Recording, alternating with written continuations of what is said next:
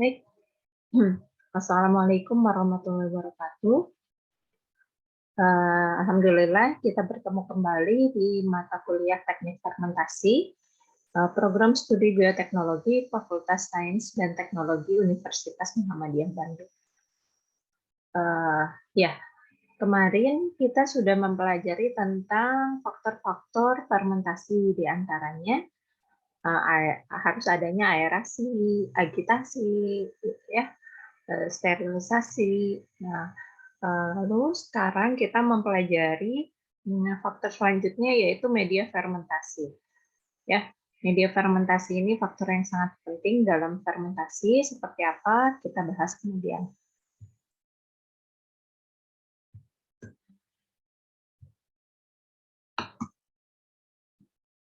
Ya, kita ulas lagi, mengingatkan kembali tentang capaian pembelajaran mata kuliah teknik fermentasi, prodi bioteknologi. Demikian ada 4 capaian pembelajaran, meliputi sikap, keterampilan umum, pengetahuan, dan keterampilan khusus. Nah, ya, berikut capaian mata kuliah teknik fermentasi ini. Dan untuk materi tentang media fermentasi ada di capaian mata kuliah nomor 3, yaitu mahasiswa mampu mengaplikasikan konsep kultur dan pertumbuhan mikroorganisme dalam teknik fermentasi dan faktor-faktor yang mempengaruhinya.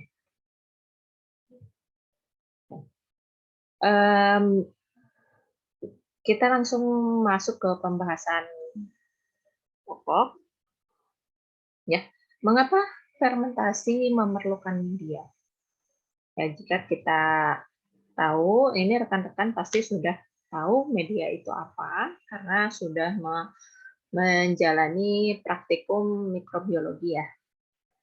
Nah, jadi media itu sama halnya dengan makanan sehari-hari kita. Kita perlu makan, kita perlu energi. Begitupun dengan mikroorganisme. Mikroorganisme juga perlu media pertumbuhan, perlu energi, perlu air, perlu karbon, nitrogen, dan mineral lainnya, juga vitamin, oksigen, gitu ya, jika dia aerobik untuk dia bisa tumbuh, gitu ya, dan menghasilkan produk. Karena fermentasi ini kita akan menghasilkan produk, ya, menghasilkan produk yang kita targetkan, yang kita inginkan. Jadi media ini adalah faktor nutrisi yang esensial, yang sangat dibutuhkan untuk mikroba tumbuh dan berkembang, yaitu sebagai sumber energi dan sumber material lainnya. Nah, jadi tadi ya, media pada fermentasi berperan untuk menumbuhkan dan mengembangkan mikroba. Nah, adapun syarat-syarat media fermentasi, yaitu yang pertama mengandung semua unsur hara yang diperlukan untuk pembentukan biomasa sel, ya, pembentukan sel mikrobanya, juga produk fermentasinya yang tadi yang kita targetkan itu. Lalu punya memenuhi suplai energi yang cukup untuk biosintesis dan pemeliharaan sel.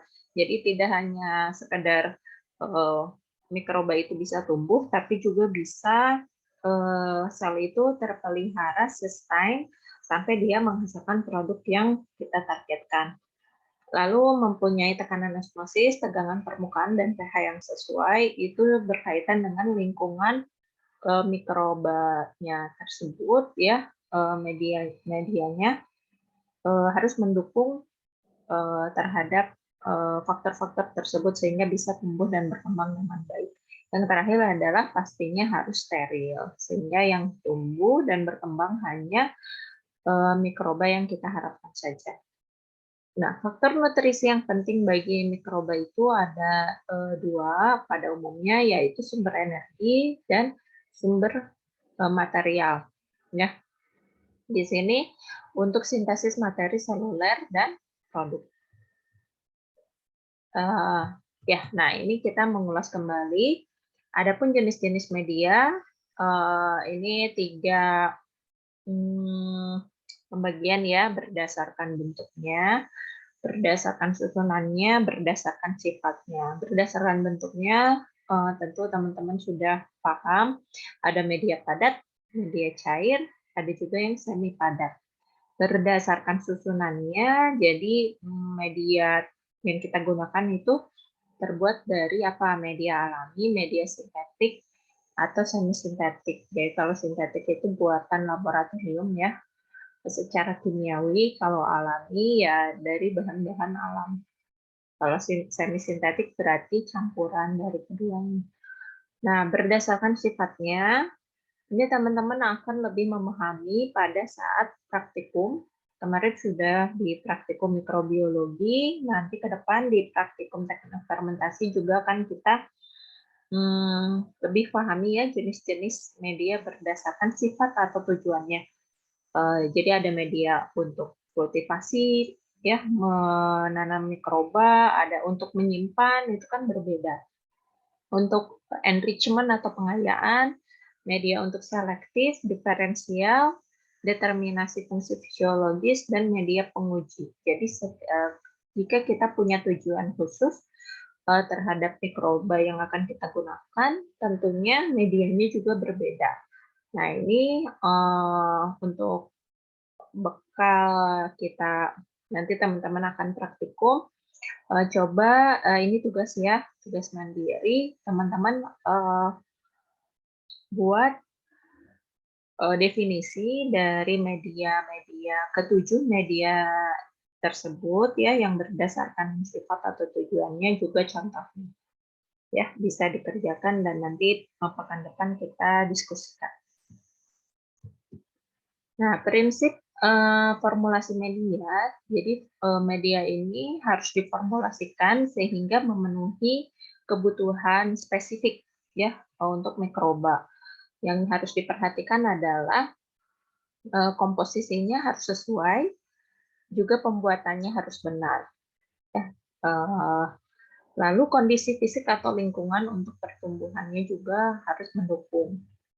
Ya, nah prinsip formulasi media secara teori umum yaitu karbon dan sumber energi ditambah sumber nitrogen ditambah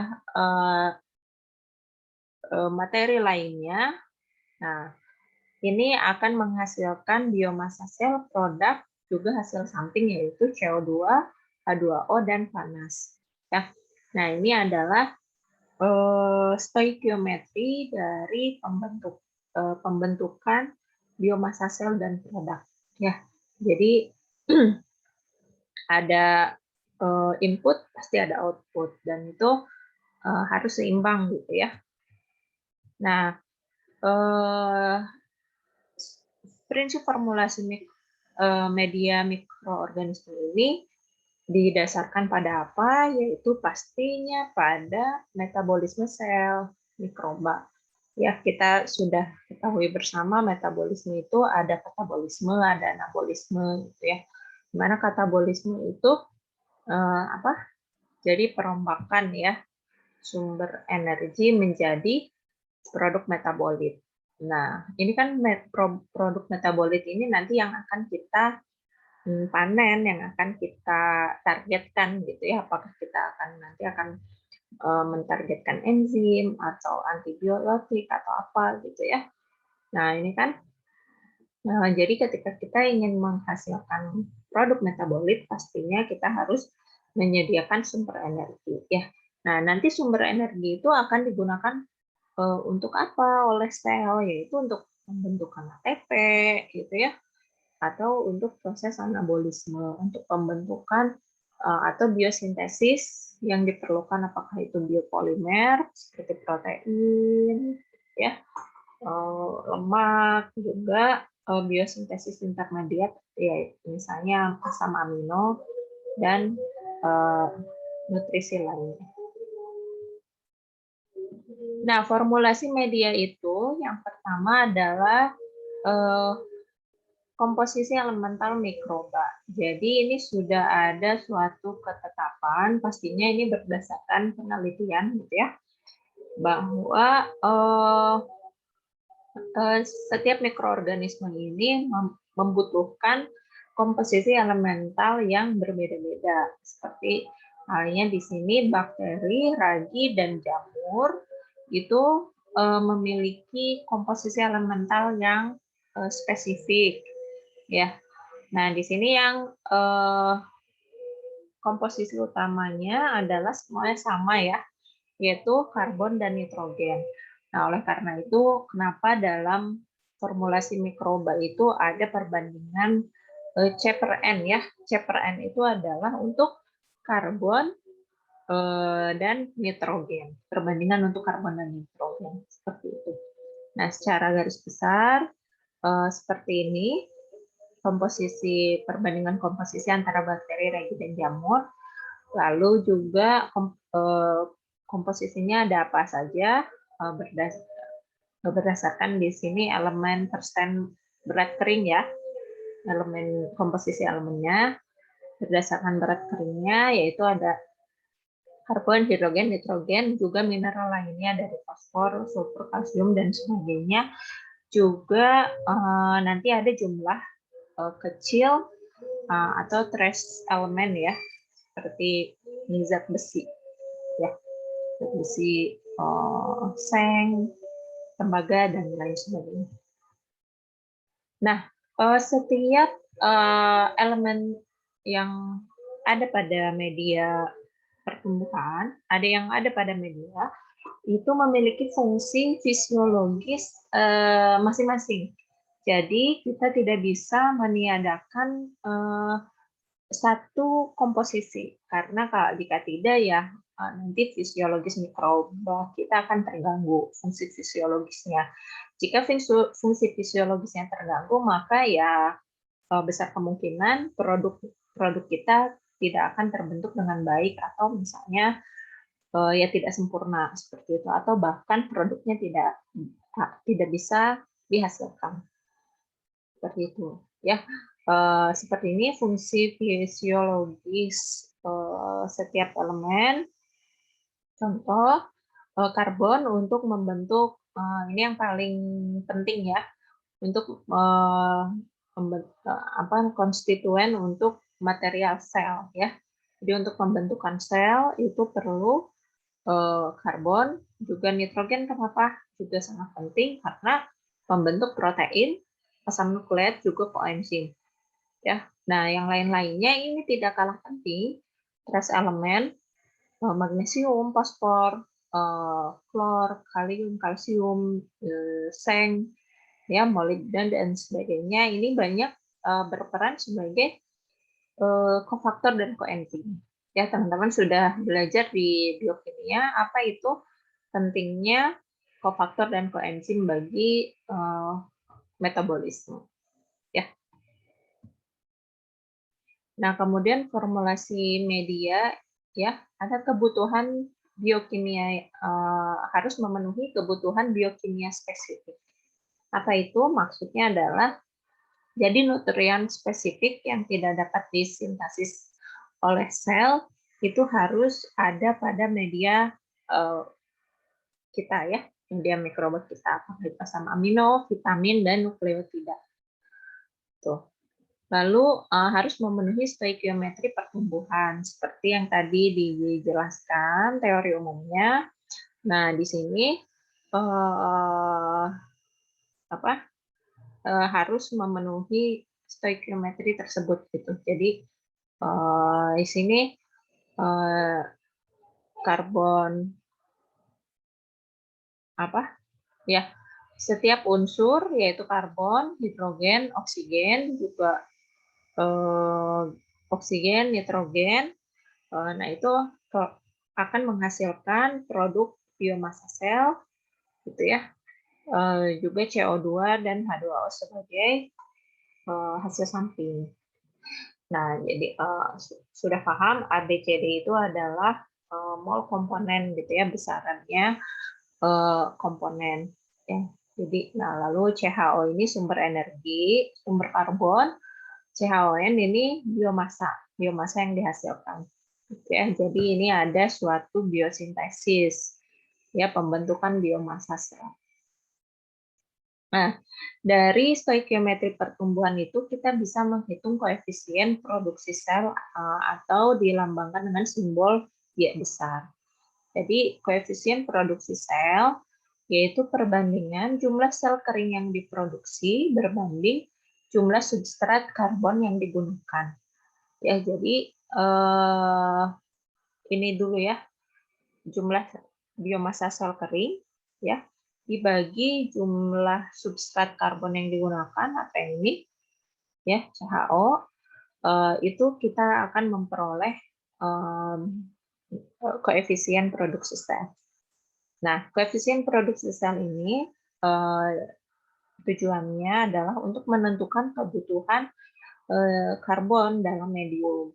Nah, biasanya yang diketahui adalah koefisien produksi selnya dan jumlah sel kering. Ini target kita ya. Misalnya kita ingin menghasilkan berapa jumlah sel kering, lalu kita bisa menentukan berapa sih karbon yang harus ada dalam medium kita. Gitu. Nah, ini contoh. Diketahui koefisien produksi sel untuk glukosa itu adalah 0,5. Nah, ini ada ya di tabel 4.3. Lalu jumlah berapa jumlah glukosa yang dihasilkan, yang dibutuhkan untuk menghasilkan sel sebanyak 30 gram per desimeter kubik. Nah, kita bisa menghitung dengan persamaan ini, ya, sehingga dihasilkan jumlah glukosa yang dibutuhkan adalah 60 gram per desimeter kubik. Kira-kira seperti itu tujuan dari koefisien produksi sel. Nah, ini telah diketahui koefisien produksi sel atau cellular yield coefficient untuk berbagai substrat ya, dari metana, metanol, asetat dan sebagainya. Lalu hal yang perlu diperhatikan dalam formulasi media yang selanjutnya adalah stoikiometri pembentukan produk. Jika tadi adalah stoikiometri pembentukan sel atau biomasa, ini adalah pembentukan produk. Jadi kita harus tahu harus tujuan dari fermentasi kita untuk apa. Ini contoh untuk pembentukan biosintesis penisilin G. Ya, sehingga di sini ini adalah stoikiometri pembentukan produknya.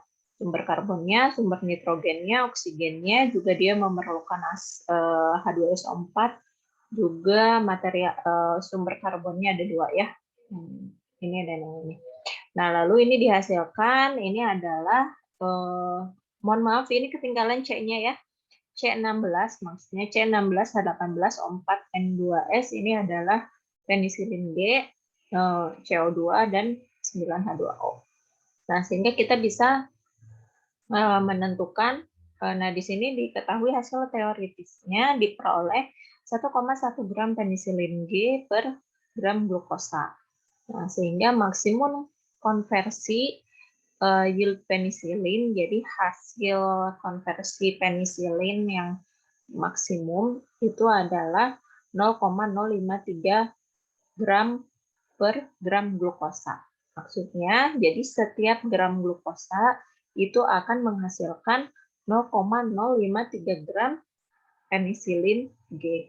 Jadi kita bisa memperkirakan atau memperhitungkan jika kita ingin memproduksi penisilin G sebanyak sekian gram, berapa gram glukosa yang harus disediakan gitu. Jadi tidak sampai kurang atau berlebih. Ya, seperti itu. Lalu media fermentasi untuk industri ini beda lagi. Ini pastinya ada perbedaan ya, karena untuk industri itu skalanya jauh lebih besar juga. Nah, dengan skala yang besar itu apa sih yang harus diperhatikan gitu ya untuk medianya. Nah, di sini kriteria media fermentasi untuk industri yang pertama pastinya seperti tadi ya yang kita bahas harus menghasilkan produk atau biomasa maksimum per gram substrat. Jadi yang kalau di industri itu kita harus menghitung faktor ekonomi juga gitu. Jadi yang efektif dan efisien. Ya, jadi dengan substrat yang sedikit bisa menghasilkan produk atau biomasa yang maksimum. Lalu yang kedua, menghasilkan konsentrasi produk atau biomasa yang maksimum, yang tadi kita bahas. Yang ketiga, menghasilkan laju pertumbuhan produk maksimum. Nah, ini berkaitan dengan efisiensi, gitu ya, karena dalam menumbuhkan mikroba sampai produk kita dihasilkan itu membutuhkan lingkungan yang spesifik, diantaranya adalah kemarin aerasi, agregasi, suhu, pH, dan itu memerlukan bahan kimia dan listrik gitu ya. Listrik, sehingga kalau misalnya laju pertumbuhannya lambat, maka kan listrik yang digunakan juga banyak seperti itu. Nah, sehingga media fermentasi ini harus dirancang agar si produk, si mikroba mengalami laju pembentukan produk yang maksimum. Lalu yang keempat, hasil produk yang tidak diinginkan rendah. Pastinya setiap biosintesis biomasa sel atau produk menghasilkan produk samping. Ya, nah bagaimana caranya agar produk yang tidak diinginkan ini tidak banyak dihasilkan, ya, sehingga maksudnya produknya itu banyak dihasilkannya ke produk target kita. Nah, ini nanti akan kita bahas di metabolit produksi metabolit. Nah, tentunya adalah medianya yang digunakan untuk industri itu adalah murah ya. Jika ada opsi yang lebih murah itu yang kita gunakan. Pastinya juga bagus ya, baik untuk pertumbuhan. Nah, lalu komponen media fermentasi sebetulnya ini adalah sama dengan media pertumbuhan untuk di laboratorium. Nah, hanya yang lainnya adalah mineral, faktor pertumbuhan, dan senyawa aditif lainnya. Jadi terkadang untuk fermentasi di skala industri itu mineralnya lebih banyak dan lebih beragam. Juga ditambahkan beberapa ditambahkan faktor tumbuhan dan ini senyawa aditif. Kita bahas komponen media fermentasi, sumber karbon. Nah, sumber karbon faktor yang mempengaruhi pemilihan sumber karbon itu adalah laju metabolisme karbon. Ini tergantung apakah kita mau memproduksi metabolit primer atau sekunder, ya. Lalu ketersediaan bahan, jadi misalnya karbonnya apakah kita berasal dari bahan yang alami, ya, apakah dari glukosa, metanol, atau apa, seperti itu bisa kita pilih berdasarkan ketersediaan bahan, lalu kemurnian bahan. Jadi jika kita mau pakai metanol, ya kita pakai metanol murni dan glukosa dan sebagainya. Glukosa murni, seperti itu. Lalu harga, nah ini ya untuk industri kita harus memperhatikan faktor harga karena ya ini ya faktor ekonomi tadi. Lalu metode penyimpanan media dan sterilisasi ini juga harus kita perhatikan. Misalnya ada sumber karbon yang tidak bisa disterilisasi atau rusak karena sterilisasi, sehingga kita harus maksudnya sterilisasi panas kering misalnya, sehingga kita perlu menggunakan metode sterilisasi yang lain. Nah, itu faktor ekonominya gimana tuh? Lebih mahal atau lebih murah, sehingga kalau misalnya lebih mahal lebih baik kita cari sumber karbon yang lainnya. Nah, lalu ini kebijakan pemerintah juga berpengaruh biasanya dari misalnya eksploitasi alam ya. Apakah karena ada bahan-bahan alam yang tidak bisa diproduksi secara besar-besaran. Lalu kelompok sumber karbon untuk pertumbuhan mikroba di sini adalah karbohidrat, bisa berasal dari starch atau pati, selulosa, molase, sulfit dari waste liquor atau sisa industri sulfit dari industri kertas. Ada juga dari whey, cairan produk samping keju. Nah, biasanya untuk faktor untuk fermentasi industri, kita bisa memanfaatkan itu produk-produk samping dari apakah itu sisa industri atau ya sisa industri kertas misalnya atau sisa industri makanan. Tapi pastinya ini harus dimurnikan sehingga sumber karbonnya murni. Bisa juga dari hidrokarbon, ya. Sumber C dan hidrogen murni, medium fermentasi perlu oksigen dan nutrien lainnya. Sumber minyak dan lemak, di sini ya minyak tanaman mengandung asam lemak, energinya 2,4 kali glukosa dengan basis berat. Ya, jadi sini bisa juga sebagai alternatif ya minyak dan lemak. Alkohol bisa juga sebagai sumber karbon. Nah, lalu tidak selamanya karbon itu selalu menjadi kebutuhan primer pasti, tetapi kita perlu memperhatikan bahwa karbon ini bisa menjadi sumber pengganggu bagi pertumbuhan dan produksi metabolit, pertumbuhan mikroorganisme dan produksi metabolit. Ya, seperti ini contohnya untuk pembentukan penisilin dengan mikroorganisme Penicillium chrysogenum, sumber karbon pengganggu pertumbuhan si penicillium, mikroorganisme penicillium ini adalah glukosa. Seperti ya kita bisa lihat. Nah, ini secara kenapa? Alasannya kenapa ini akan kita pelajari di bab selanjutnya, yaitu tentang metabolit mikroorganisme. Ya, ini berkaitan dengan pertumbuhan dan pembentukan metabolit. Kemudian adalah sumber nitrogen. Yang kedua adalah komponen media fermentasi industri. Yang kedua adalah sumber nitrogen. Nitrogen ini bisa bersumber dari nitrogen anorganik seperti amonia, garam, amonium, nitrat, nitrit, atau nitrogen organik ya dari asam amino gitu ya, dari limbah-limbah pangan dan sebagainya. Biasanya yang dari limbah atau sisa industri ini murah gitu ya. Kita juga harus perhatikan atau ditambah dengan suplai vitamin, mineral, dan faktor pertumbuhan. Nah, nitrogen organik ini pertumbuhannya lebih cepat dibandingkan yang anorganik. Lalu senyawa nitrogen ini proteinaceous lain sebagai sumber asam amino.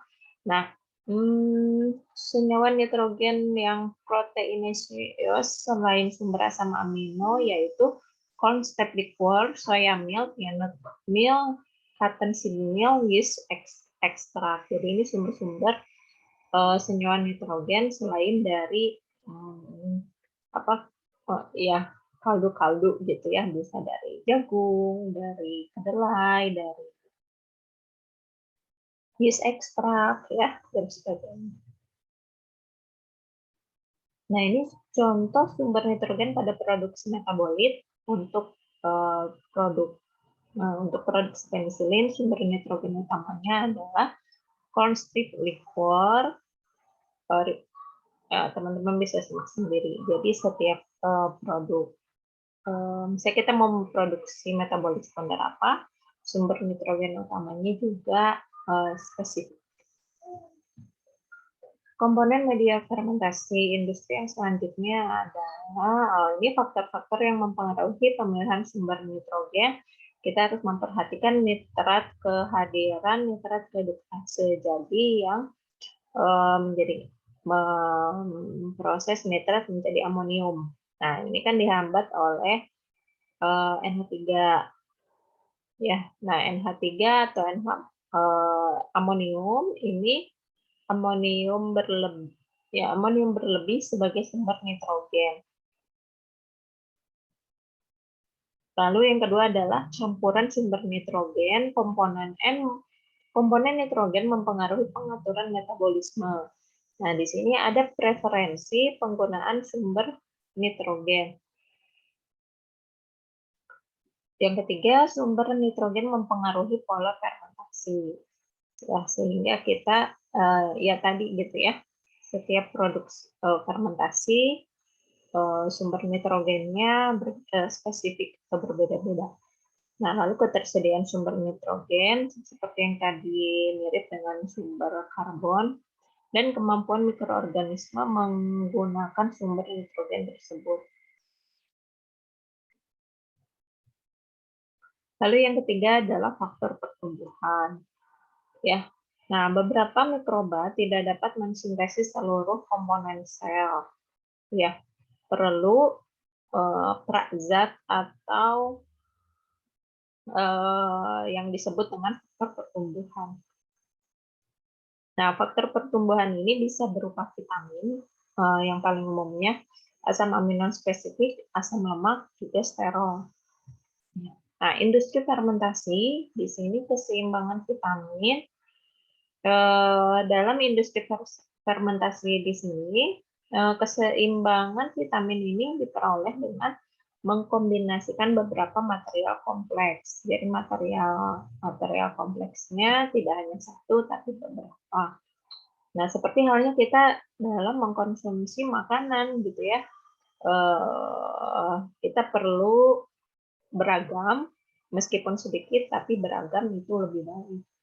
Jika hanya satu vitamin yang diperlukan, ini lebih ekonomis dan vitaminnya bisa lebih murni, tetapi tidak ya kebanyakan gitu ya. Untuk fermentasi skala industri ini lebih dari satu.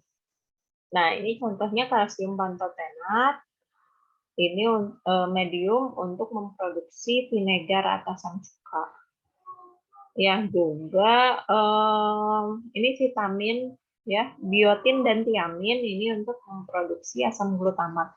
Ini juga akan kita bahas di metabolit mikroorganisme. Nah, komponen media fermentasi untuk industri selanjutnya adalah mineral. Nah, semua mikroba pasti memerlukan mineral tertentu untuk pertumbuhan dan metabolismenya.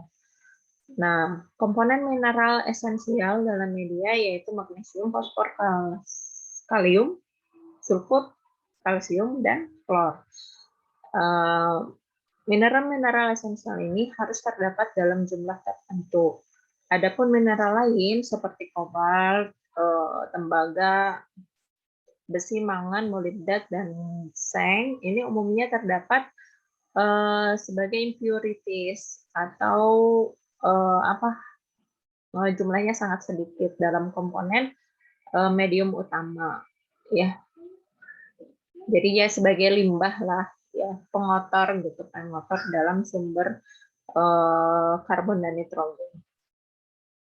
Nah, fosfor umumnya diperlukan lebih banyak dibandingkan mineral lainnya karena dia berfungsi sebagai buffer. Buffer itu apa? Larutan penyangga yang fungsinya untuk mempertahankan pH larutan ya. Yang selanjutnya adalah mempengaruhi produksi metabolit primer dan sekunder. Jadi mineral ini meskipun jumlahnya sedikit, dia bisa mempengaruhi produksi metabolit sekunder, metabolit primer dan sekunder. Ya biasanya kalau tepat jumlahnya dan jenisnya, produksi metabolit kita bisa lebih banyak jumlahnya. Seperti itu. Nah, ini mineral yang mempengaruhi metabolit primer dan sekunder. Untuk ini produknya, untuk misalnya produk baris trasin, protease, mineral trace elemennya mangan, gentamisin, kobalt, ibuprofen, seng dan kobalt dan sebagainya. Jadi kita harus dalam apa produksi fermentasi khususnya industri, kita harus melakukan perancangan dulu gitu ya, produknya apa, produk targetnya apa, nanti misalnya sumber karbonnya apa, nitrogennya apa, mineralnya apa, seperti itu. Karena setiap mikroorganisme dan setiap produknya itu berbeda-beda. Nah, lalu komponen yang selanjutnya adalah senyawa aditif. Senyawa aditif itu apa? Seperti hal yang kita tahu dalam makanan ya, yaitu bahan tambahan atau senyawa tambahan. Kenapa perlu adanya senyawa tambahan? Karena ya kita cari tahu ya satu-satu. Yang pertama itu senyawa aditif yang berperan sebagai prekursor.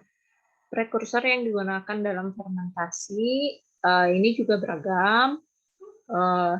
Untuk produk, ini produk ya, produk metabolitnya, misalnya penisilin G, prekursornya asam fenilasetat. Mikroorganismenya ya, Penicillium chrysogenum. Ya, jadi Penicillium chrysogenum ini untuk menghasilkan penisilin G harus ditambahkan prekursor. Prekursor itu adalah senyawa antara ya. Senyawa antara untuk dia bisa menghasilkan penisilin G atau untuk bisa ya menghasilkan produk yang kita inginkan. Untuk penisilin V, prekursornya asam fenoksiasetat. Nah, dan sebagainya. Ya, ini bisa teman-teman pelajari. Nah, jadi nanti bisa membuat desain ya, desain media prekursornya apa sebagainya. Inhibitor, yang kedua adalah inhibitor. Nah, tadi dijelaskan bahwa syarat dalam media fermentasi untuk industri itu produk samping itu harus rendah. Nah, sehingga kita harus menambahkan inhibitor. Ada baiknya menambahkan inhibitor. Fungsinya adalah untuk meningkatkan produk spesifik, jadi produk target kita banyak dihasilkannya, dan produk yang tidak diinginkan rendah, ya, atau dikurangi dengan adanya inhibitor ini. Lalu untuk mengakumulasi senyawa perantara yang umumnya langsung mengalami metabolisme. Jadi ini senyawa-senyawa prekursor bisa dihasilkan secara alami. Dengan adanya senyawa inhibitor ini bisa diakumulasi, ya, diakumulasi ya dalam metabolisme pastinya. Lalu yang ketiga, inhibitor ini mempengaruhi struktur dinding sel dan meningkatkan permeabilitas atau untuk membantu melepaskan metabolit ya pada saat pemanenan. Ini contohnya dalam produksi MSG atau monosodium glutamat. Ini juga nanti spesifiknya akan kita bahas di metabolit mikroorganisme.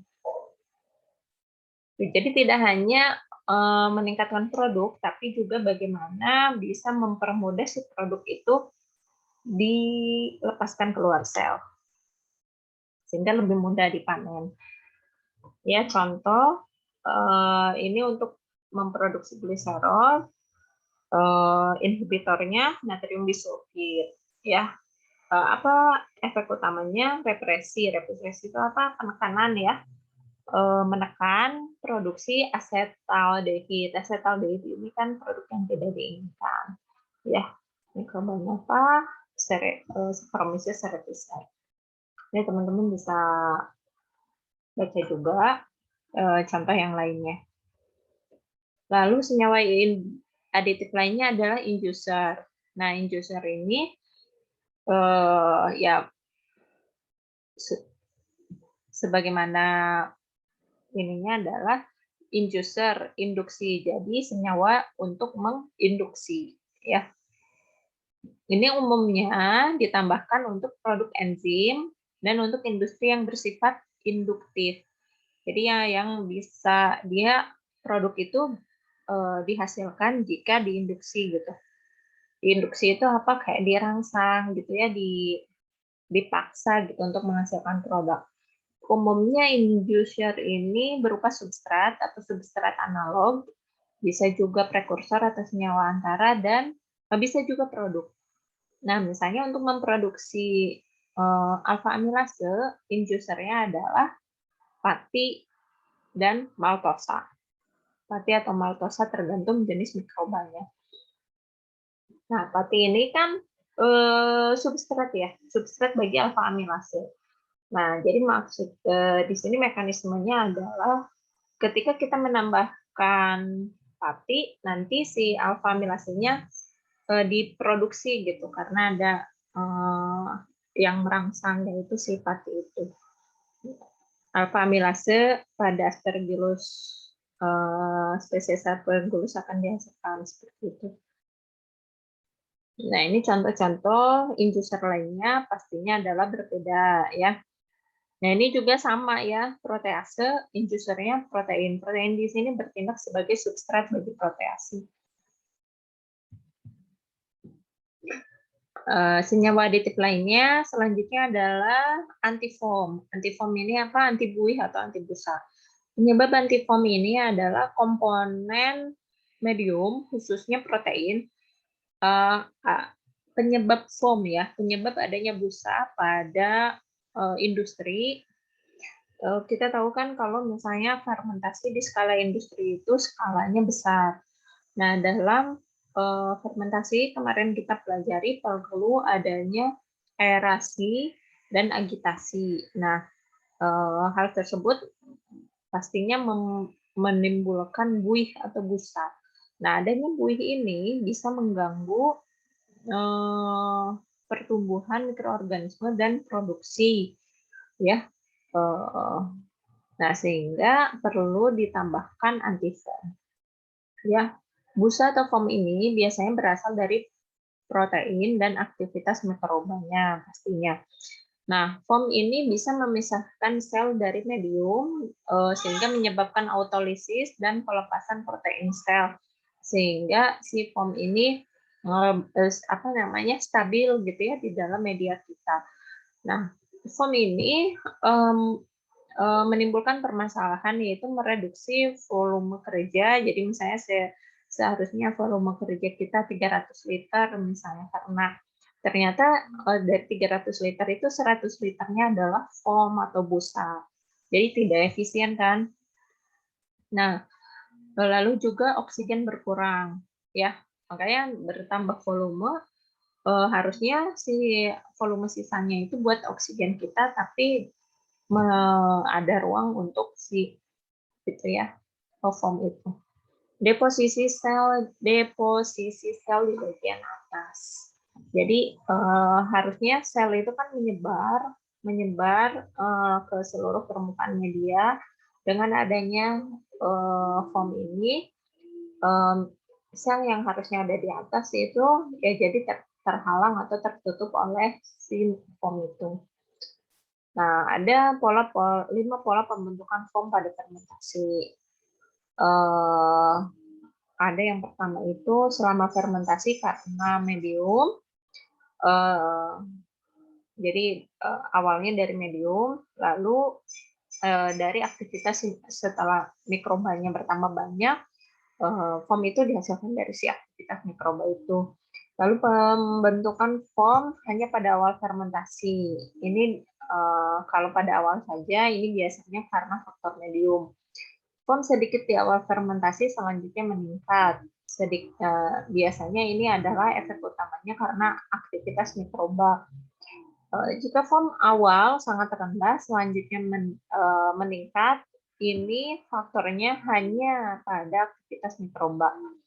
Yang terakhir adalah kombinasi pola-pola di atas. Nah, kenapa kita harus memahami 5 pola pembentukan foam ini? Jadi kita bisa menganalisis masalahnya gitu. Masalahnya apakah salahnya ada pada medium atau pada mikroba. Kalau pada mikroba kita tidak bisa menghilangkan gitu ya Karena ya mikroba kita misalnya tidak bisa diganti, hanya itu yang bisa menghasilkan produk tersebut, sehingga kita harus tambahkan antifoam. Kalau misalnya media yang menjadi pembentuk utama foamnya, kita bisa mempertimbangkan apakah bisa mengganti media tersebut atau tidak. Nah, pendekatan untuk mengatasi foam atau buih adalah yang pertama, mencegah pembentukan foam dengan menggunakan medium sintetik dan modifikasi beberapa parameter spesifik, apakah itu pH, suhu, aerasi, agitasi, ya kita bisa menyesuaikan ya, mengatur pH, suhu, aerasi, dan agitasi sehingga tidak menyebabkan pembentukan busa.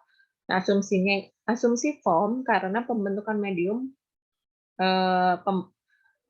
foam ini karena komponen dari medium gitu, bukan dari metabolit. Metabolit ini produk ya. Yang kedua adalah menggunakan antifoam. Ya, yang ketiga ada antifoam, nanti kita bahas ya. Apa aja jenis-jenis antifoam. Yang ketiga adalah menggunakan pemecah foam secara mekanik. Nah, biasanya untuk aerasi, agitasi ya, itu ada pisau atau blade pada fermentor. Nah, biasanya dia ada blade atau pisau khusus untuk memecah foam. Jadi secara mekanik atau menggunakan alat. Nah, tadi antifoam ya. Apa itu antifoam? Antifoam ini adalah senyawa aditif ya, senyawa aktif permukaan. Dia mereduksi tegangan permukaan foam dan destabilisasi lapisan protein melalui apa saja? Nah, jembatan hidrofobik antara dua permukaan. Jadi pembentukan jembatan hidrofobik ya, penggantian protein terabsorpsi, dan penyebaran cepat pada permukaan lapisan. Nah, ini antifoam yang ideal adalah yang pertama dia terdispersi dan bereaksi secara cepat. Terdispersi itu menyerap dan menyebar, jadi tidak ya dia langsung stabil gitu di media. Aktif pada konsentrasi rendah, dapat mencegah pembentukan foam baru, tidak dimetabolisme oleh mikroba, ini pentingnya ya. Jadi kalau misalnya si antifoam ini istilahnya dikonsumsi dan mempengaruhi metabolisme mikroba, itu nanti akan rancu ya, nanti produk yang akan kita hasilkan akan berhambat. Bersifat non-toksik terhadap mikroba ini juga sangat penting. Bisa jadi mikroba kita mati dengan dia tambahkannya antifoam. Juga terhadap manusia dan hewan, tidak menyulitkan ekstraksi dan purifikasi produk. Ya, jadi si antifoam ini tadi ya, kalau terdispersi dan langsung bereaksi, dia kan habis gitu. Kalau misalnya yang syarat yang pertama itu tidak terpenuhi, ya dia akan tersisa di dalam media. Nanti ya ketika kita akan mengekstraksi produk atau memverifikasi, ya akan rancu gitu karena masih ada terdapat antifoam. Harganya murah dan dapat disterilisasi dengan panas. Kenapa dapat disterilisasi dengan panas? Karena penambahannya itu ada di dalam fermentor, di mana fermentor itu cara sterilisasinya secara garis besar adalah dengan panas karena ditambahkan di dalam fermentornya ya pada saat proses. Lalu tidak berpengaruh pada transfer oksigen. Nah, beberapa senyawa antifoam yaitu yang pertama alkohol, steril dan oksyl detanol, ester, asam lemak dan turunannya. Ini biasanya adalah gliserida, terutama cottonseed oil, linseed oil, soybean oil, olive oil, castor oil, dan sunflower oil. Yang keempat, silikon dan sulfonat. Baik, ini referensi yang digunakan. Ya, semoga bermanfaat pembahasan media fermentasi ini. Silakan jika ada yang didiskusikan, bisa kita bahas bersama. Terima kasih atas perhatian dan waktu rekan-rekan. Kita tutup dengan hamdalah, istighfar, dan doa akhir majelis. Alhamdulillahirabbil alamin. Astagfirullahaladzim, astagfirullahaladzim, astagfirullahaladzim. Subhanakallahumma bihamdika, asyhadu alla ilaha illa anta, astaghfiruka wa atubu ilaik. Assalamualaikum warahmatullahi wabarakatuh.